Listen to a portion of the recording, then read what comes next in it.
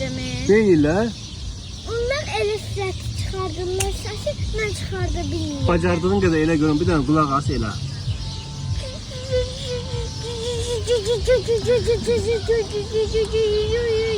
Toxtatdılar. Yuni, quşlar necə eləyir? Ay, bildim.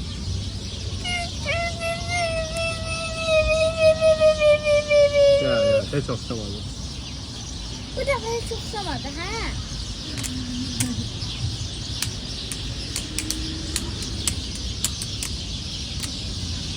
Çok geçenli. La bu. Herkesin kuşlarını çok geçenli.